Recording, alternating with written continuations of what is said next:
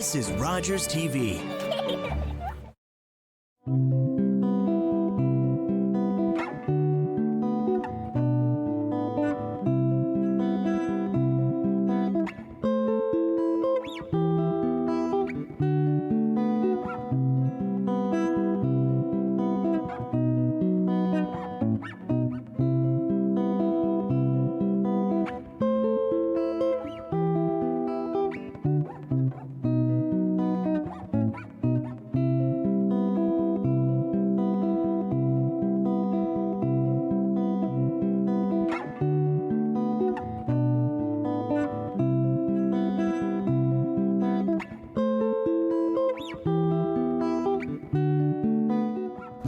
Cynthia, thank you so much for coming today. I'm really excited to have you. And I'm excited to be here. And we're reading the energy codes, the 7-step system to awaken your spirit, heal your body, and live your best life by Dr. Sue Morter. Now, they say the energy codes offers deep insights and powerful practical techniques that brilliantly merge the ever-blending worlds of science and spirituality to help reveal the truth of our being and the depths of our greatness. So, Cynthia, thank you so much. And tell me, why did you choose this book? Well, you know, Jessie, actually, I didn't choose it. Okay. It chose me. Huh. And I say that because I can't actually tell you at what point it all of a sudden showed up in my world. Oh, yeah. And that's one of the most beautiful things about energy, is that when we need something, it seems to show up. And if we're watching for it and aware of it, then all of a sudden we can take it in and utilize it at that time. Yeah. So this book kind of just showed up, and I started looking at it, and it was perfect timing, as everything is, and it just spoke to me and really made a difference in my life. Okay, so what was the difference it made in your life? You and I have known each other for a while now, I think. Yeah. And I remember sitting with you, having coffee, and us discussing this world called spirituality. And as we discussed the world of spirituality, I didn't know it at the time, but I was very much in the spirit aspect of it. I was very floofy, as my NLP practitioner called it. She said, like, you're way out here. We've got to get you grounded into your body. And I had no idea what she was talking about. I really didn't. So I started to begin to look at what does that mean. And as I then began to look at that, I started to slowly come down into my body. And this book is sort of the culmination of my work over the last 3 to 5 years of understanding that better. And now I have energy codes that I can put into place. Oh, that's perfect. So is there something you can share with me from the book about those energy codes? Of course, of course. The first thing I'd like to share is just a short little paragraph that she writes in the introduction. And she's talking here about experiences that we have. She says, perhaps you've had a broken heart or have not found long-lasting love. Maybe you suffered from physical illness or pain, financial struggle, or stress or disappointment. Are any of those things that you've struggled with? 1 or 2. And I think our listeners as well. But what she's saying is that we're all human. These are all human experiences. And the wonderful truth is that as a species, we're evolving beyond this. Collectively, we're sitting at the edge of a pivotal breakthrough in human consciousness, living from the perspective of the painful, the small, and the insecure self. We've always known it's not our only choice. Another option is built into us. We're actually wired for another perspective for living in which we are equipped with full awareness of our true greatness. So to share with you, would you like me to share the codes themselves? Yes, I please. can. There's a summary of the codes here, and what I'm hoping to do, and I'm hoping from this conversation with you, is I want to do a book study with a group of people who are interested in looking at this book. That would be so very cool. These are the codes. So she looks at it as the roadmap for living the soulful self. Because she talks about the soulful self being that which is deep within us, our spiritual self, as Chardin was talking about, our spirit self. And then we talk about our protective personality, or as most people know it, is as our ego. So do we live in that? So the codes are just pretty simple. So as a cursory glance, they're the anchoring code. Sort of, you can get the feel of what that really would mean. The feeling code, that's the language of our soul. So have you ever felt that? That little intuition in your belly, right? It's like you're doing something and the little red flags are going off and you're ignoring it, but it's that voice of the soul. The clearing code, how to step back and be able to really discern between the two and move forward into that. The heart code, which is the universal solvent. It's our very deep heart of our soulful self. The breath code, talking about breathing. And I know that in my work too, as a Christian person, in the Christian tradition, we talk about ruah, or the breath, that which we know of as God as breathing life into people. The chemistry code, this is really interesting, the alchemy of embodiment. How do we chemically come together? So the body are in survival mode, creating stress-based chemistry of the fight or flight. So how to deal with living at that threshold of a boiling point. Number 7 is the spirit code, where many become one. So again, that's bringing ourselves together. And so these codes are impressive.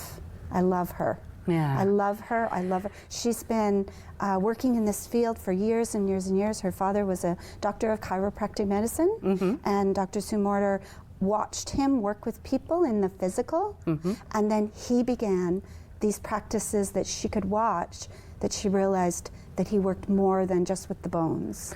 He worked with the whole body. Right. Yeah. Sorry, I'm having a few technical difficulties here, so just bear with me while I get this straightened out. So tell me more about the book. No problem, I can do that. One of the things that that I really love too is about what the energy codes represent. She also goes in here in the basics of the book. She talks about the whole new approach to healing. I'm sure in your work too, you find with people that if you go to the doctor and the doctor gives you a pill, because that's what a medical doctor is supposed to do. Right. Look at pharmaceuticals and say, how can I fix you? Or if you fell under a chainsaw and your jugular is bleeding, a medical doctor needs to get in there and mend it and fix it. What a medical doctor isn't always coded to do or dealing with is the spiritual healing. How do we deal with, if you fell on a chainsaw and your jugular was bleeding and your medical doctor fixed it, your emotional self is injured. So you need spirit codes to be able to help. So she talks here about a whole new approach to healing. What harms and heals us does not come from the outer world. So she talks about that. We often seek outside sources to help us or heal us. Secondly, we are more than merely human. Right? I totally agree. That you deal with that as well, in the sense, again, with Chardin's quote of, we are not human beings having a spiritual experience. We are spiritual beings having a human experience. So we're not merely human beings. Right. And there's nothing wrong in your life. Did you know that, Jessie? Actually, I've learned that, I know that Spirit loves me just as I am. There was never anything wrong with me. And And everything that happens to us, or with us, or around us, or about us, is in divine timing. It's perfect. And it's for us. It's for us. And when we pay attention to it and are grateful for all of these experiences, and I know we have a grateful movement in the sense of our Facebook presences are always people posting up gratefulness.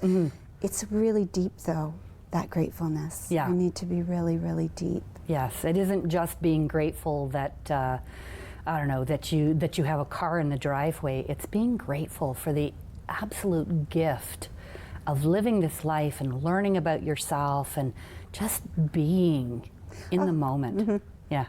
And being grateful for those not so fun things. True. Right? That's where people really, they can be grateful for a cup of coffee in the morning and be grateful for a bed to sleep in at night. But can you be grateful if you lose your job? When really it's often the best gift Yes, it truly is. I was downsized from my, technical job, and it led me into becoming a minister. And this was my calling. I received a calling. Exactly. So if I hadn't lost my job, I wouldn't be where I am today. Exactly. So, and I think that's about the time you and I met. Yeah, I think so. Was right about those big shifts, and I was in a huge shift at that time. You were a great help to me as we sat in the Tim Hortons outside of Sweet Success, and we're talking that day. You and I were having coffee, and I was so woebegone and so melancholy because everything was happening to me. Yeah. Why is this happening to me? Yeah, and you got to flip that script. You got to flip that coin, because if you feel life is happening to you, you are in victim mode. And through the energy codes also, there's places where she teaches how to flip that and really look at it, that I'm no longer a victim. This is not happening to me. My life is unfolding, and how do I deal with it? I think the biggest gift I received was when I looked at what I called the challenges of my life and realized that they were opportunities that if, the first domino hadn't fallen, the rest wouldn't have followed. Exactly. And I wouldn't be where I am today. I often quote Shakespeare, I am the sum of all my parts. Every single breathing moment has led to this moment. Exactly, exactly. And I love that part of my life, that I've come to that. And I think that the energy codes was a key to that in the last 6 months. One of the things for me, spiritually speaking, over the last 18 months, and I know that you know this about me, so I'm not afraid to share it because I want other women to know it, is that in January of 2018, I took my last drink. And that was a huge thing for me, not only to give up alcohol, but to realize now, 18 months, 19 months later, what it was doing to my spirit. It was drowning my spirit. Yeah. And it was awful. Yeah. I was just going to say, I was going through some papers, refiling things, and found something that said, if you really want clear, true connection, you have to let go of all of the things that are clouding you, clouding your physical body, that keeps you from that divine connection. And I'm not saying that you can't have a divine connection if you drink or smoke pot or smoke cigarettes or whatever you're doing. Do what you do. But it becomes clearer and more poignant when there's nothing blocking you from that energy. Because those substances block your real ability to feel. That's what it just takes you out of yourself. Again, like I was talking about, I was living in the foo-foo. As Jennifer called it, I was living in the foo-foo. And part of when I went to her in 2015 was, in my infinite wisdom, I thought, I'm going to give up red wine because that's my problem. It's not alcohol as a whole, it's just I drink too much red wine. So I did that. I gave up red wine. And switched to white? I just switched to white. I never liked white, so I thought it wasn't going to do it. But it wasn't about the wine or the alcohol. It was about that I was avoiding feeling and being authentic and finding myself. And it's been in the last 18 months that I've come into my own. I turned 60 this year, and I am on the last 40 years of my life now. I'm actually working on getting into a tattoo. I'm going to have a tattoo put on my arm here that says best before August 19, 2059. Oh, cool. So that I remind myself every day that, that's my so-called expiry date, and I can live on beyond that if I want to, but that's my best before date. I love that. And so I'm feeling so healthy and so strong, and I do owe it to the learnings that I've come from this book. One of the other things she talks about in this book is the bus stop moment. Okay. And I'm not sure if you're familiar with that at all. I've never heard that. Is it like the light bulb moment? Sort of, no. Yeah, okay. Where you will find it familiar if I use this language called a soul contract. Okay. I know you know about soul contracts. And I think in our traditions of religion, we're moving forward and changing our thoughts and our feelings about our religious backgrounds as we evolve as human beings. I think we're better understanding what it means to be spiritual. What does it mean to be religious as well as spiritual? What is the divine? Who is the divine? Who was Jesus? Who was Muhammad? Who is Buddha? Who is all of these things? And as we move through, we're beginning to see a little more clearly about our spirit. And so with Dr. Mortar's, she talks about the bus stop moment being, and Dr. Wayne Dyer talks about it too. Really? Yeah, Dr. Wayne Dyer talks about it in a different language, but he talks about the conversation that your spirit has with the divine before coming to this experience of humanness. So when you meet up with the divine at that entry point or at the bus stop, you're waiting for the bus to bring you to earth or bring you through the womb into the existence, and you say to God, if you call it God, you say to the divine, I want to learn humility. So the divine spirit says, okay, well, I'm going to send you to earth and you will be a human and you will learn humility. It won't be easy, and you're going to have to go through some really tough times to learn humility. And now it'll be your choice whether you learn humility or not. I'm not going to make you do it. You're the one, you're the spirit and soul that wants to learn it. So are you going to learn it? Let's see. Yeah. And at that point, you come from, get on the bus, and you come to a human existence, and your soul contract, or that which you have made an agreement with as a spirit, then begins the journey as a baby and as a child moving through life to learn humility. Now, the interesting part about it is we talk about people coming into our lives as a season or a reason or just a short time. It's because they decided at the same bus stop, you want to learn humility? Okay, well, I'll come into your life and I'll be this, and you will have to either forgive me or be humble when I do this to you. Yeah. So that spirit is only there for you to learn a lesson, because that's all about your soul contract. Because we can only see from our own set of eyes, right? Yeah, absolutely. Behind every set of eyes, there's a soul at work. Yeah. As long as I've known you, I didn't realize that we had that same perspective. Yeah. Because that's exactly what I believe, is that we choose the lessons. We choose the lessons, and we can choose to learn them. Yeah. So now, do you believe that you forget all of that when you get here, Yes. which is why it's the Yes, struggle? that's why it's the struggle. Dr. Mortar talks about it being the splat moment. So when you're born, you go splat, and your spirit goes poof, out into all these fragments. So the rest of your life is you working on finding all of these pieces of your soul or your spirit and bringing them back together as you fulfill your soul contract or your bus stop moment. And so part of my work as a spirit care companion is talking with people about death as well as birth.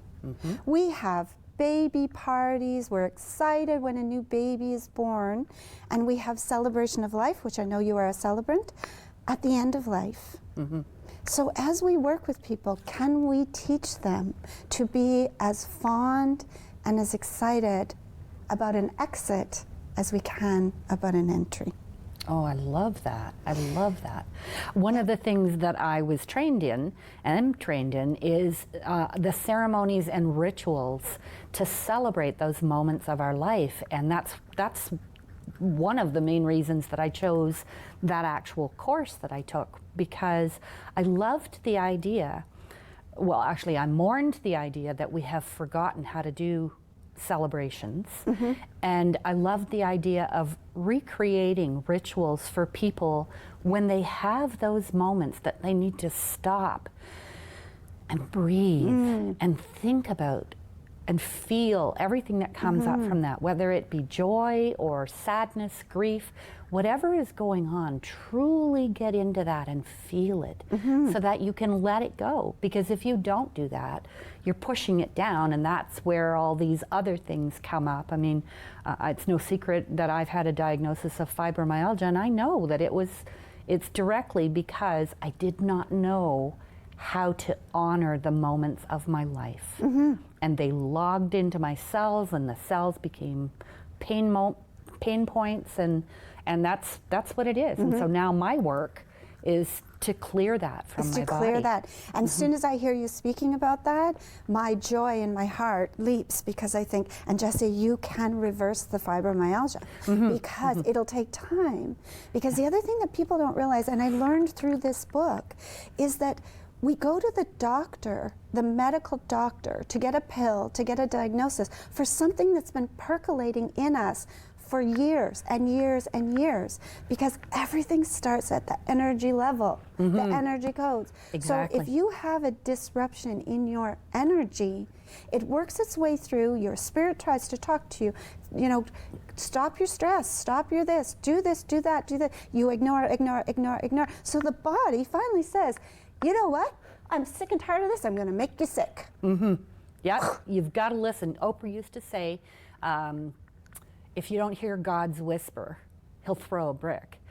And I changed that to, you'll hear the devil scream. And the devil, in my words, because I don't believe in a devil, as it were, but in my words, it's all of those things, all of the pains, all of the things that keep us from finding all of our spirit pieces and coming back together and knowing who we truly are. Exactly. Yeah. And wanting to know. Why is it that we choose not to want to know who we are?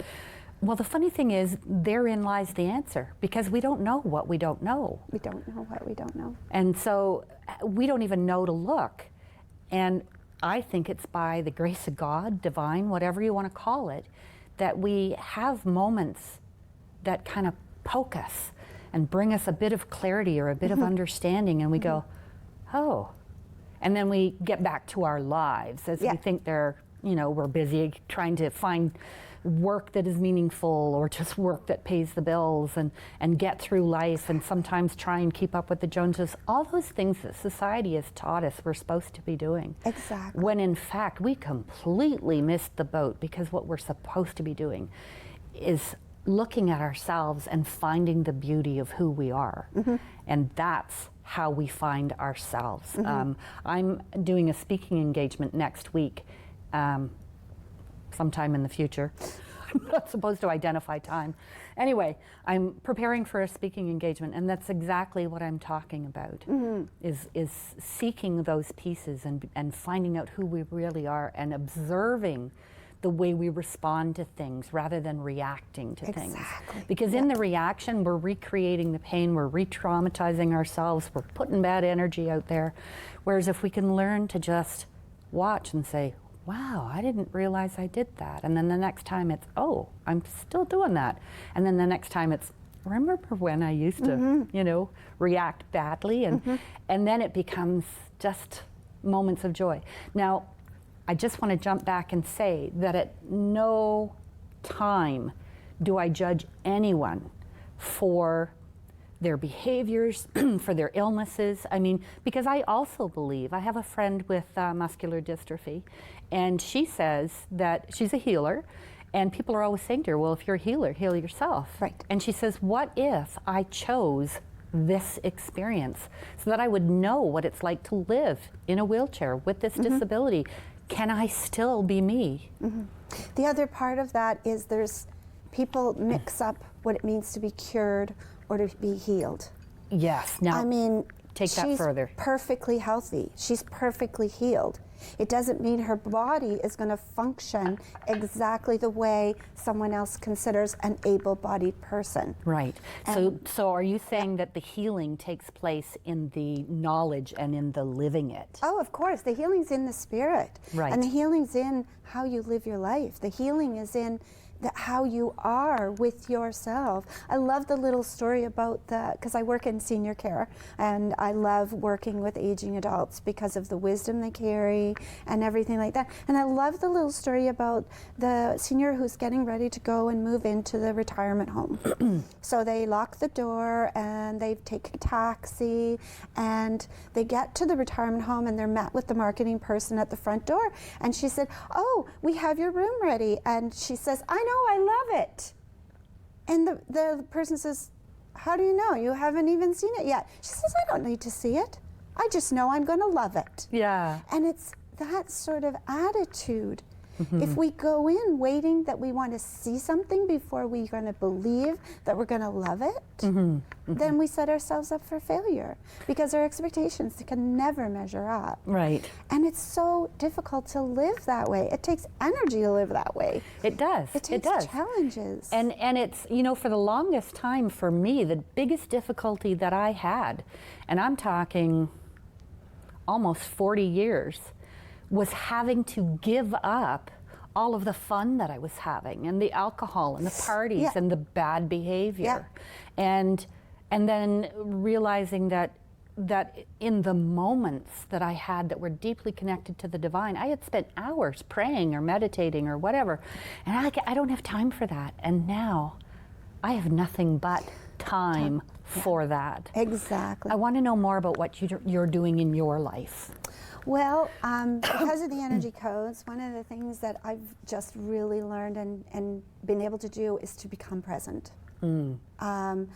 My gift to myself has been to lose this need to be in control of everything. And that was a huge challenge for me all of my life. I went to university in 2007, which I had not done any formal education. I went to grade 12, I hightailed it out of Dodge, got married, just needed to move on, and worked. And then in 2007, my children were grown, they were 18 and 20, and all of a sudden I'm sitting there at 47 years old going, now what? Now what? So I decided to go to university, and I did 2 degrees, and my intention was to be ordained as clergy. That has never happened. It's been 12 years, Jessie, and you know that day you and I were sitting talking, as I say, you and I talked about this a lot, is my lament about the church and what it had done to me, and they are so mean. And I realized it had nothing to do with them. It had to do with my journey. So I've spent the last 12 years learning, and I've spent the last 12 years educating myself. So I love that. So what I'm doing in my life right now is I've begun a hashtag called Breaking Stibba, and that spawned out of my reading of the Harry Potter series, when he's sitting in front of the mirror of Erised, which is the mirror of desire, so desire spelled backwards, because he sees his heart's desire. So breaking Stibba is about breaking habits. And bad habits often are what keep us stifled and down and about. Right. Well, I'm sorry to cut you off, but unfortunately our time is up. I've enjoyed this so much. We're with Cynthia Breadner, and she has brought us the energy codes, the 7 codes, 7-step system to awaken your spirit, heal your body, and live your best life. You're watching Epiphanies. I thank you for joining me, and Cynthia, thank you so much. Thank you, Jessie. It's been a pleasure.